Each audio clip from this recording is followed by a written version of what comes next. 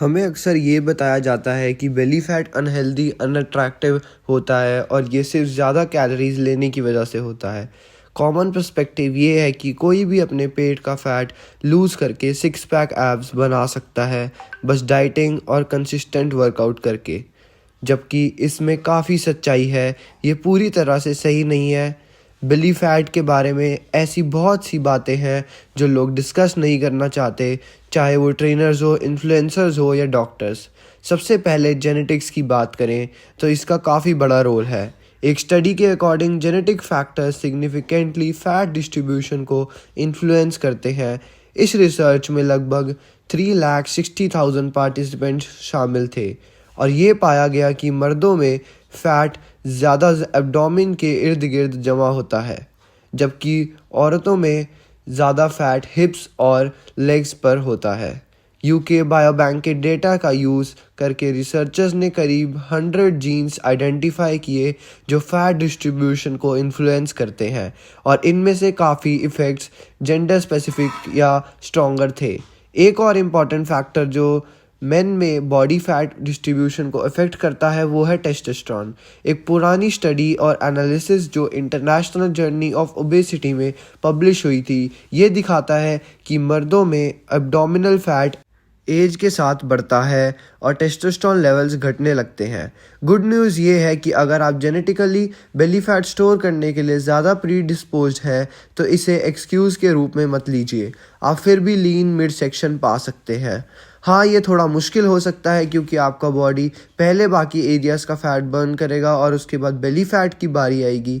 अगर आपका बॉडी बेली के आसपास ज़्यादा फ़ैट स्टोर करता है तो आप सबसे पहले अपने एक्सट्रीमिटीज़ जैसे हाथ, पैर और फेस का फ़ैट बर्न करेंगे। आपके बॉडी का फ़ैट स्टोरेज पैटर्न किसी और से अलग हो सकता है, इसलिए आपको अपने रिजल्ट्स किसी और के साथ कंपेयर नहीं करने चाहिए। सिर्फ अपने आप को मेजर करें टेप मेजर, स्केल या मिरर के ज़रिए। जब तक आप प्रोग्रेस कर रहे हैं, चाहे वो छोटी ही क्यों ना हो, उस डायरेक्शन में आगे बढ़ते रहिए। बेली फैट इवेंचुअली कम होगा। एक और मिथ जो बेली फैट के बारे में कॉमन है वो है स्पॉट रिडक्शन। आजकल कम लोग इस पर बिलीव करते हैं, लेकिन फिर भी जिम्स में कई लोग क्रंचेस करते हैं सोचकर कि वो सिर्फ बेली फैट टारगेट कर रहे हैं। लेकिन एकेडमिक्स ने ये क्लियर कर दिया है कि सिर्फ एब्डोमिनल एक्सरसाइजेस करके बेली फैट नहीं कम किया जा सकता। एक स्टडी जो journal of strength and conditioning research में पब्लिश हुई थी, उसमें पार्टिसिपेंट्स ने 6 वीक्स तक हर वीक 4 घंटे एब्स ट्रेनिंग करी, फिर भी उनकी बेली फैट लॉस या ओवरऑल रिडक्शन में कोई सिग्निफिकेंट चेंज नहीं देखा गया। रिसर्चर्स ने कंक्लूड किया कि एब्डोमिनल एक्सरसाइजेस का body weight, fat percentage, abdominal circumference और स्किन फोल्ड मेजरमेंट्स पर कोई सिग्निफिकेंट इफेक्ट नहीं था। सिंपल टर्म्स में, अगर आप सिर्फ क्रंचेज और सिटअप्स करके एक टोन मिड सेक्शन चाहते हैं तो ये टाइम वेस्ट है। इसके बजाय आपका फोकस डाइट पर होना चाहिए। इंश्योर करें कि आप कैलोरी डेफिसिट में है। रियल अनप्रोसेस्ड फूड्स कंज्यूम करें जो ग्रोसरी स्टोर के आउटर एस लिस्ट में मिलते हैं। सफिशिएंट प्रोटीन लें और रेजिस्टेंस ट्रेनिंग 3 से 4 बार हर वीक करें। ये बेली फैट को कम करने और मसल मास को मेंटेन करने में मदद करेगा। वीडियो में आगे बढ़ने से पहले इस चैनल को सब्सक्राइब करना मत भूलना और वीडियो अच्छी लगे तो इसको लाइक कर देना और बहुत ज़्यादा अच्छी लगे तो शेयर भी ज़रूर कर देना। आप शायद ये नहीं जानते होंगे कि विटामिन डी का बेली फैट के साथ डायरेक्ट कनेक्शन होता है। स्टडीज़ ये दिखाती हैं कि जिनके विटामिन डी लेवल्स लोअर होते हैं उनमें बेली फैट और वेस्ट लाइन ज़्यादा होती है। विटामिन डी सनलाइट के कांटेक्ट में स्किन में प्रोड्यूस होता है और ये बॉडी के लिए बहुत ज़रूरी है। ये हार्ट फेलियर, डायबिटीज़ और कैंसर से प्रोटेक्शन में भी हेल्प करता है। लेकिन शॉकिंग बात यह है कि यूएस में 40% लोग विटामिन डी डेफिशिएंट हैं, जिसे कुछ ऑथर्स इग्नोर्ड एपिडेमिक कहते हैं। आप शायद सोच रहे होंगे कि विटामिन डी बेली फैट कैसे बढ़ाता है, जबकि हमें इस कनेक्शन को कंफर्म करने के लिए और रिसर्च की ज़रूरत है। कुछ थ्योरीज हैं जो ये समझती हैं, पहला, विटामिन डी इंसुलिन सिक्रीशन और सेंसिटिविटी को रेगुलेट करता है। दूसरा, लो विटामिन डी लेवल्स इन्फ्लेमेशन को बढ़ाते हैं जो वेट गेन और ओबेसिटी से रिलेटेड डिजीजेस का कारण बन सकता है। तीसरा, इनसफिशिएंट विटामिन डी से टेस्टोस्टेरोन लेवल्स इम्पैक्ट होते हैं। एक स्टडी जिसमें 2300 मेन शामिल थे, उन्होंने दिखाया कि जिनके विटामिन डी लेवल सफिशिएंट थे, उनका टेस्टोस्टेरोन उनसे काफ़ी ज़्यादा था जो डेफिशिएंट थे। समर मंथ्स में जब पार्टिसिपेंट्स को ज़्यादा सनलाइट मिली, उनके विटामिन डी और टेस्टोस्टेरोन लेवल्स दोनों हाई थे।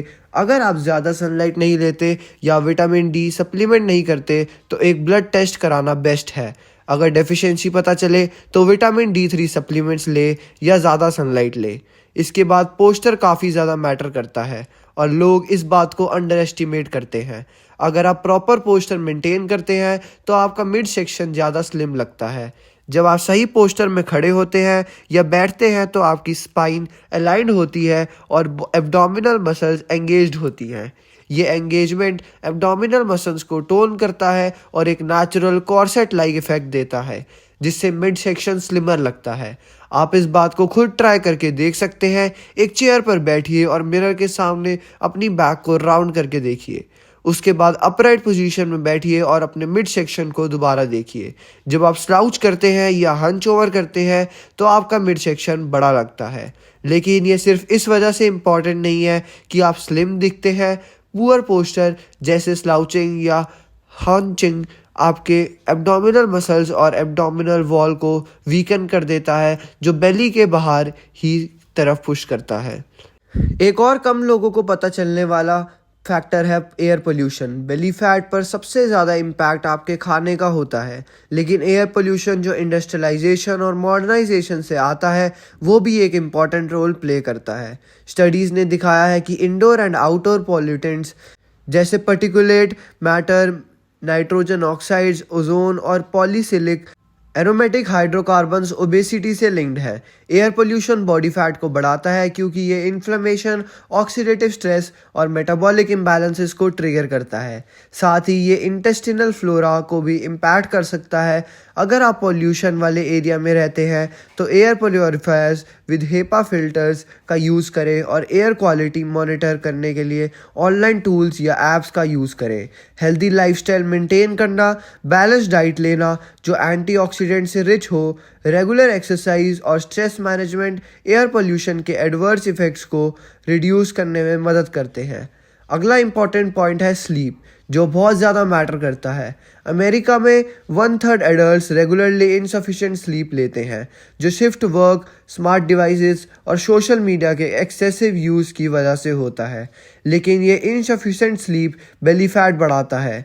मेयो क्लिनिक की एक स्टडी जो journal of the American college of cardiology में पब्लिश हुई थी, उसने ये रिवील किया कि इनएडिक्वेट स्लीप और अनरिस्ट्रिक्टेड फूड एक्सेस मिल के कैलोरिक इनटेक और बेली फैट बढ़ाता है, स्पेशली विजरल फैट जो इंटरनल ऑर्गन्स के आसपास होता है।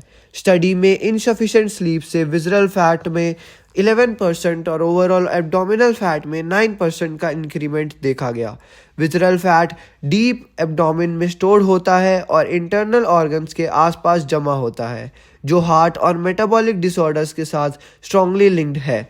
इसका मेन रीज़न ये है कि इनसफिशिएंट स्लीप से कैलोरी कंजम्पशन बढ़ जाता है। स्टडी के पार्टिसिपेंट्स जो कम सोए, उन्होंने average 300 calories per day consume की। साथ ही स्लीप डिप्रीवेशन हार्मोन्स को इम्पैक्ट करता है। कॉर्टिसोल का लेवल बढ़ता है और टेस्टोस्टेरोन कम होता है, जो दोनों बेली फैट बढ़ाने में भी कंट्रीब्यूट करता है। इसलिए इंश्योर करें कि आप डेली 7 to 9 आवर्स की स्लीप ले रहे हैं।